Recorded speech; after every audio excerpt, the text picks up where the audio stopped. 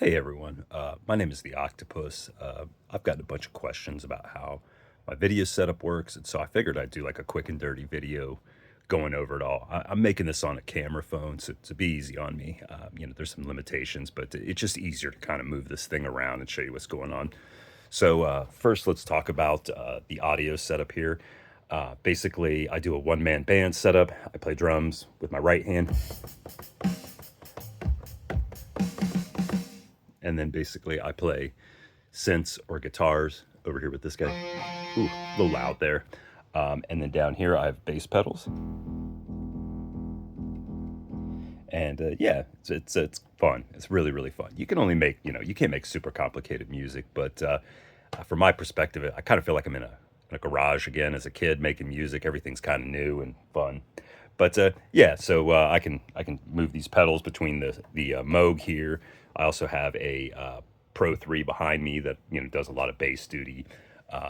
And then I connect it all together with these Mio XLs. I've got one on either side, and they allow me to take all of the different channels, put them on, kind of one MIDI cable, as it would seem. It's not really one MIDI cable, but it reminds me of like in the 90s when I had synths daisy chained one after another, and it's like channel one controls this, channel two controls this, so it's all live. If I turn this dial, I can switch it to a traditional studio setup where everything's going directly to the DAW. But right now they're kind of feeding each other, so every synth is talking to every other synth, and they just receive on only one particular channel.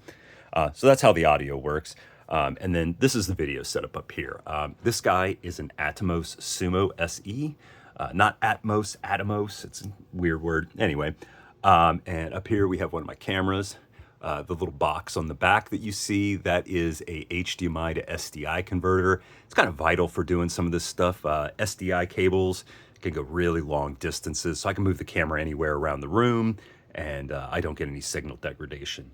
I have two lights. This is my key light up here. It's pointed in a direction I normally do not point it.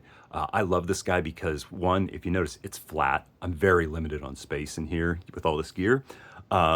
And it's on a pole, so I can slide it up and down.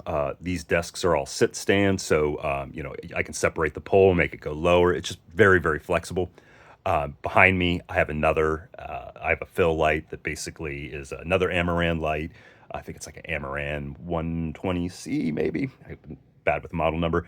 But it's got a soft box on it, and that's kind of where you're getting the light that's here. You'll probably see a little bit of it reflecting in the screen. But yeah, so then back up to the screen. If we look down here, so this box right here, if you see, that is a Cat 6A, shielded Cat 6A. It's absolutely vital. It's got to be shielded. Shielded Cat 6A that goes to a patch panel behind me. And these are copies of the main out of my mastering stack.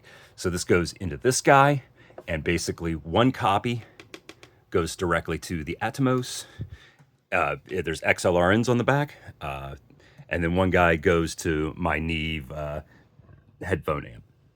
If you notice the two half unplugged cables there, those are outs from the Atomos. If I plug those guys in, then basically the headphone amp is then getting the direct output signal from the Atomos.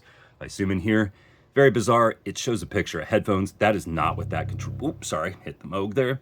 That is not what it controls. These are actually built-in speakers for the Atomos.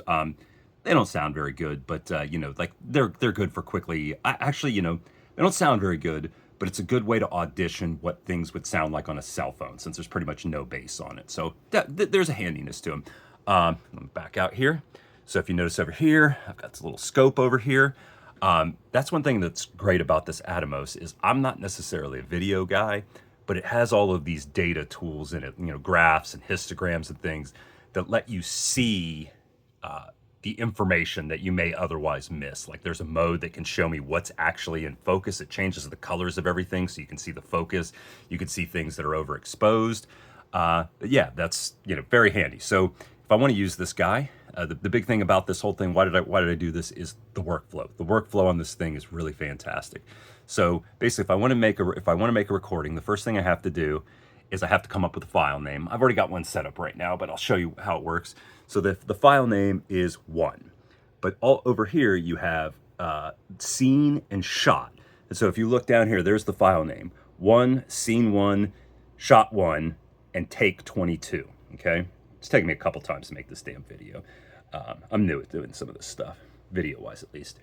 Yeah, so basically, I've got that all set up. And if you're doing a set and you want to separate between songs, you could hit stop, you could hit scene up, and then basically hit record, and all your files will be perfectly named for you in the background. So we'll back out of that guy, and I'm just basically going to hit record and probably botch playing, but we'll give it a go. So red border around lets me know I'm recording. So I'm going to come over here. Okay, so there we go. I'm going to come back up here. I'm going to hit stop, and then I'm going to go over to play mode. There is a bit of load here, and if you listen real carefully, there is some fan noise when I switch modes. So something to be conscious of. Okay, so it's doing its switch over. Okay, so now we're in monitoring mode, and so there you can see me getting ready to play. I'll turn the volume up. Yeah, so that's basically it. And then if I want to record another take, just go back to record.